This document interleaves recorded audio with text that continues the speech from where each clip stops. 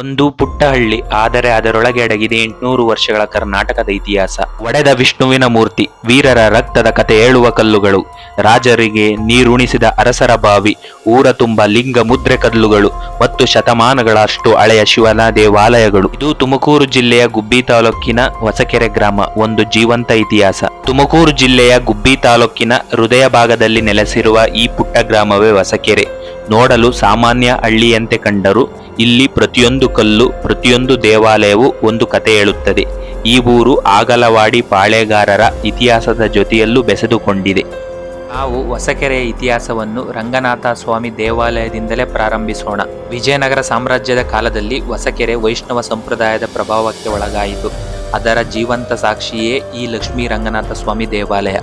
ಈ ದೇವಾಲಯದ ಒಳಹೊಕ್ಕಾಗ ಇದು ಹೊಸ ದೇವಾಲಯ ಅಂತ ಕಂಡು ಬಂದರೂ ಇದು ಹಳೆಯ ದೇವಾಲಯ, ನವೀಕರಣಗೊಂಡಿದೆಯಷ್ಟೇ. ಸ್ಥಳೀಯ ಮಾಹಿತಿ ಪ್ರಕಾರ ಈ ಮೂರ್ತಿ ಹೊಸ ಮೂರ್ತಿಯಲ್ಲ.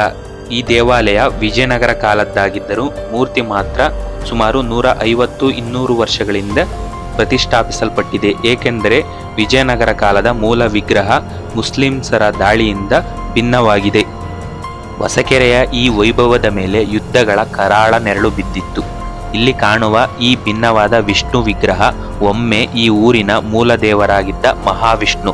ಶತ್ರುಗಳ ದಾಳಿಯ ಸಮಯದಲ್ಲಿ ಈ ಮೂರ್ತಿಯ ಮುಖ ಮತ್ತು ಹಸ್ತವನ್ನು ಭಂಗಗೊಳಿಸಲಾಯಿತು. ಪಕ್ಕದಲ್ಲಿರುವ ಈ ವಿಗ್ರಹ ಸಿಮೆಂಟ್ ವಿಗ್ರಹ. ಒಳಗಿರುವ ರಂಗನಾಥ ಸ್ವಾಮಿ ದೇವರಿಗೆ ಬೆಳ್ಳಿಯ ಕವಚ ಮಾಡಿಸಲು ಈ ವಿಗ್ರಹವನ್ನು ಅಚ್ಚೆಯಾಗಿ ಬೆಳೆಸಲಾಗಿತ್ತಂತೆ.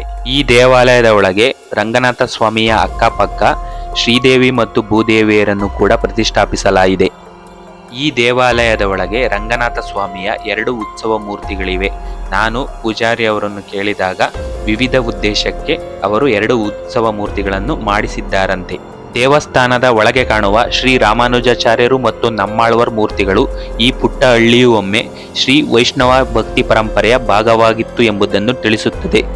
ವಿಜಯನಗರ ಸಾಮ್ರಾಜ್ಯದ ಕಾಲದಲ್ಲಿ ದಕ್ಷಿಣ ಭಾರತದೆಲ್ಲೆಡೆ ವೈಷ್ಣವ ಸಂಸ್ಕೃತಿ ವ್ಯಾಪಕವಾಗಿ ಹರಡಿತ್ತು.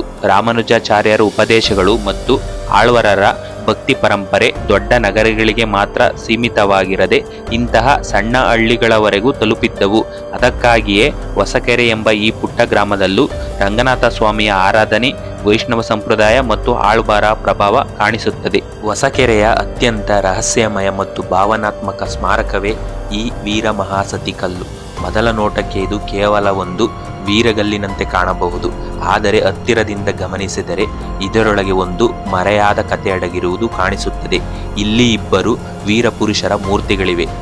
ಅವರ ಅಕ್ಕಪಕ್ಕದಲ್ಲೇ 2 ಮಹಿಳೆಯರ ಆಕೃತಿಗಳಿವೆ ಮತ್ತು ಆಶ್ಚರ್ಯಕರವಾಗಿ ಒಂದು ಚಿಕ್ಕ ಬಾಲಕನ ಮೂರ್ತಿಯನ್ನು ಕೂಡ ಕೆತ್ತಲಾಗಿದೆ. ಸಾಮಾನ್ಯವಾಗಿ ವೀರಗಲ್ಲುಗಳಲ್ಲಿ ಯುದ್ಧದಲ್ಲಿ ಮಡಿದ ವೀರರನ್ನು ಮಾತ್ರ ಚಿತ್ರಿಸಲಾಗುತ್ತದೆ, ಆದರೆ ಈ ಕಲ್ಲಿನಲ್ಲಿ ಇಡೀ ಕುಟುಂಬದ ಸದಸ್ಯರು ಕಾಣುತ್ತಿರುವುದು ಇದರ ವಿಶೇಷತೆ. ಬಹುಶಃ ಇದು ಊರ ದೇವಾಲಯವನ್ನು ಮತ್ತು ತಮ್ಮ ನೆಲವನ್ನು ರಕ್ಷಿಸಲು ಹೋರಾಡಿ ವೀರ ಮರಣ ಹೊಂದಿದ 2 ವೀರರ ಕಥೆಯಾಗಿರಬಹುದು. ಅವರ ಮರಣದ ನಂತರ ಅವರ ಪತ್ನಿಯರು ಸಹಗಮನ ಅಥವಾ ಮಹಾಸತಿ ಆಚರಿಸಿರಬಹುದೆಂಬ ಸಾಧ್ಯತೆ. ಅದಕ್ಕಾಗಿಯೇ ಮಹಿಳೆಯರ ಮೂರ್ತಿಗಳನ್ನು ವೀರರ ಜೊತೆ ಕೆತ್ತಿರಬಹುದು. ಇನ್ನೂ ಕುತೂಹಲಕಾರಿ ಸಂಗತಿಯೆಂದರೆ ಇಲ್ಲಿ ಕಾಣುವ ಆ ಚಿಕ್ಕ ಬಾಲಕನ ಮೂರ್ತಿ ಆತ ವೀರರ ಮಗನಾಗಿದ್ದನೋ, ಕುಟುಂಬದ ವಾರಸುದಾರನಾಗಿದ್ದನೋ ಅಥವಾ ಈ ದುಃಖದ ಘಟನೆಯ ಸಾಕ್ಷಿಯಾಗಿದ್ದನೋ ಎಂಬ ಪ್ರಶ್ನೆಗಳು ಇಂದು ನಿಖರವಾಗಿ ಉತ್ತರ ಸಿಕ್ಕಿಲ್ಲ. ಆದರೆ ಒಂದು ವಿಷಯ ಮಾತ್ರ ಸ್ಪಷ್ಟ: ಈ ಕಲ್ಲು ಕೇವಲ ಒಂದು ವೀರನ ಸ್ಮಾರಕವಲ್ಲ. ಇದು ಬಹುಶಃ ಒಂದು ಕುಟುಂಬದ ತ್ಯಾಗ, ನೋವು ಮತ್ತು ಶೌರ್ಯವನ್ನು ಶಾಶ್ವತವಾಗಿ ಕಲ್ಲಿನಲ್ಲಿ ಉಳಿಸಿರುವ ಅಪರೂಪದ ಸ್ಮಾರಕ. ರಂಗನಾಥ ಸ್ವಾಮಿ ದೇವಾಲಯದ ಪಕ್ಕದಲ್ಲೇ ಚಂದ್ರಮೌಳೇಶ್ವರ ದೇವಾಲಯ ಕೂಡ ಕಂಡುಬರುತ್ತದೆ. ಸ್ಥಳೀಯ ಮಾಹಿತಿ ಪ್ರಕಾರ ಸುಮಾರು 150-200 ವರ್ಷಗಳ ಹಿಂದೆ ಈ ಊರಿನ ಸಾಹುಕಾರರೊಬ್ಬರು ಈ ದೇವಾಲಯವನ್ನು ಕಟ್ಟಿಸಿದ್ದಾರಂತೆ. ಈ ದೇವಾಲಯದ ಒಳಗೆ ಒಂದು ಅದ್ಭುತವಾದ ಲಿಂಗದ ಚಂದ್ರಮೌಳೇಶ್ವರ ಮತ್ತು ಒಂದು ಅಪರೂಪದ ಬಸವನ ಕೆತ್ತನೆ ಇದೆ. ಈ ದೇವಾಲಯದ ಮುಂದೆ ಒಂದು ಗರುಡಗಂಬದ ರೀತಿ ಒಂದು ಚಿಕ್ಕ ಬಸವನ ಮೂರ್ತಿಯನ್ನು ಕೆತ್ತಲಾಗಿದೆ. ನೋಡಲು ತುಂಬಾ ಆಕರ್ಷಕವಾಗಿದೆ. ರಂಗನಾಥ ಸ್ವಾಮಿ ದೇವಾಲಯದ ಮುಂದಿರುವ ಈ ವಿಶಾಲವಾದ ಮೈದಾನದಲ್ಲಿ ಹಲವಾರು ಬಸವಣ್ಣನಗಳ ಸಮಾಧಿಗಳಿವೆ.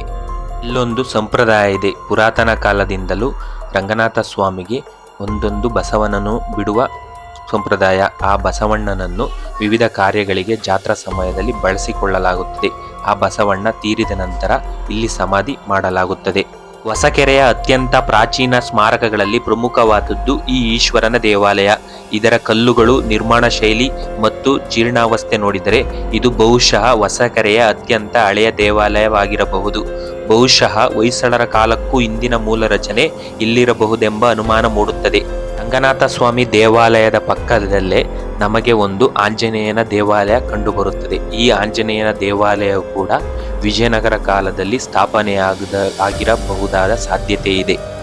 ಈ ದೇವಾಲಯದ ಪಕ್ಕದಲ್ಲೇ ಒಂದು ಪುರಾತನವಾದ ಬಾವಿ ಇದೆ. ಬಹುಶಃ ರಂಗನಾಥ ಸ್ವಾಮಿ ದೇವಾಲಯದ ನೀರಿನ ಪೂರೈಕೆಗಾಗಿ ಈ ಬಾವಿಯನ್ನು ತೋಡಿಸಿರಬಹುದು. ಹೊಸಕೆರೆಯ ಮತ್ತೊಂದು ಐತಿಹಾಸಿಕ ದೇವಾಲಯ ನರಸಿಂಹಸ್ವಾಮಿ ದೇವಾಲಯ. ಇಲ್ಲಿನ ಆಗಮಿಕರ ಮಾಹಿತಿ ಪ್ರಕಾರ ಈ ದೇವಾಲಯವನ್ನು ಸುಮಾರು 150 ವರ್ಷಗಳ ಹಿಂದೆ ಈ ಊರಿನ ಸಾಹುಕಾರರೊಬ್ಬರು ನಿರ್ಮಿಸಿದ್ದಾರಂತೆ. ಅವರ ಮನೆ ದೇವರು ಈ ನರಸಿಂಹಸ್ವಾಮಿ ದೇವರಂತೆ. ಯುದ್ಧಗಳು ಮತ್ತು ದಾಳಿಗಳ ನಂತರವೂ ಹೊಸಕೆರೆಯ ಧಾರ್ಮಿಕ ಜೀವನ ಅಂತ್ಯವಾಗಲಿಲ್ಲ. ಈ ದೇವಾಲಯವನ್ನು ಮಾಹಿತಿ ಆಧರಿಸಿ ಹೇಳುವುದಾದರೆ ಇದು ಮೈಸೂರು ಮಹಾರಾಜರ ಕಾಲದಲ್ಲಿ ನಿರ್ಮಾಣವಾದ ದೇವಾಲಯ ಅನ್ನಿಸುತ್ತದೆ. ಹೊಸಕೆರೆಯ ಈ ಪ್ರಾಚೀನ ದೇವಾಲಯಗಳ ಸುತ್ತಮುತ್ತ ಕಾಣುವ ಲಿಂಗಮುದ್ರೆ ಕಲ್ಲುಗಳು ಕೇವಲ ಕಲ್ಲುಗಳಲ್ಲ, ಇವು ಶೈವ ಧರ್ಮದ ಪ್ರಭಾವ ಮತ್ತು ದೇವಸ್ಥಾನದ ಅಧಿಕಾರದ ಸಂಕೇತಗಳಾಗಿವೆ. ಈ ಕಲ್ಲುಗಳ ಮೇಲೆ ಕೆತ್ತಲಾದ ಶಿವಲಿಂಗ, ಸೂರ್ಯ ಮತ್ತು ಚಂದ್ರರ ಚಿಹ್ನೆಗಳು ವಿಶೇಷ ಅರ್ಥವನ್ನು ಹೊಂದಿವೆ.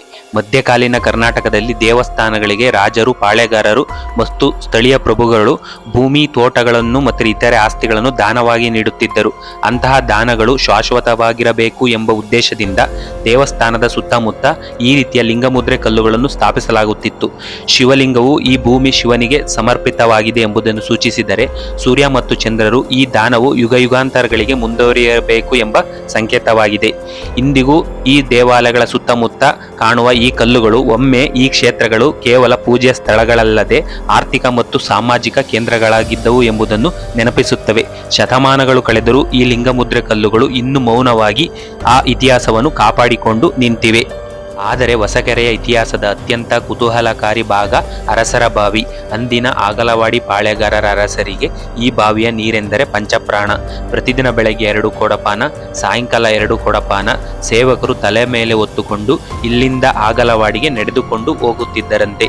ಇಲ್ಲಿಂದ ಆಗಲವಾಡಿ ಸುಮಾರು 15 ಕಿಲೋಮೀಟರ್ ಇದೆ. ಅಷ್ಟೇ ಅಲ್ಲದೆ ಹೊಸಕೆರೆಯಲ್ಲಿ ಪ್ರತಿ ಶನಿವಾರವೂ ಹೊಸಕೆರೆಯ ಸಂತೆ ನಡೆಯುತ್ತದೆ. ನಮ್ಮ ಭಾಗದಲ್ಲಿ ಕುರಿ, ಮೇಕೆಗಳಿಗೆ ಮತ್ತು ಕೋಳಿಗಳಿಗೆ ಈ ಸಂತೆ ಒಂದು ಫೇಮಸ್ ಆಗಿದೆ.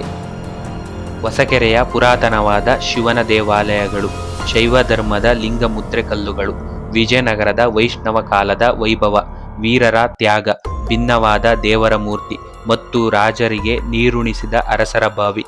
ಹೊಸಕೆರೆ ಕೇವಲ ಒಂದು ಗ್ರಾಮವಲ್ಲ, ಇದು ಕರ್ನಾಟಕದ ಮರೆತು ಹೋದ ಇತಿಹಾಸದ ಜೀವಂತ ಸಾಕ್ಷಿ. ನಿಮಗೆ ಈ ವಿಡಿಯೋ ಇಷ್ಟವಾದರೆ ಲೈಕ್ ಮಾಡಿ, ಶೇರ್ ಮಾಡಿ, ಕಮೆಂಟ್ ಮಾಡಿ. ಇಂತಹ ಹೆಚ್ಚಿನ ವಿಡಿಯೋಗಳಿಗಾಗಿ ನಮ್ಮ ಪ್ರಕೃತಿ ಪ್ರಯಾಣಿಕ ಯೂಟ್ಯೂಬ್ ಚಾನಲನ್ನು ಸಬ್ಸ್ಕ್ರೈಬ್ ಮಾಡಿ. ಅರಸಿ ಆರೈಸಿ ಪ್ರಕೃತಿಯ ಪರಮಾತ್ಮ. ಧನ್ಯವಾದಗಳು.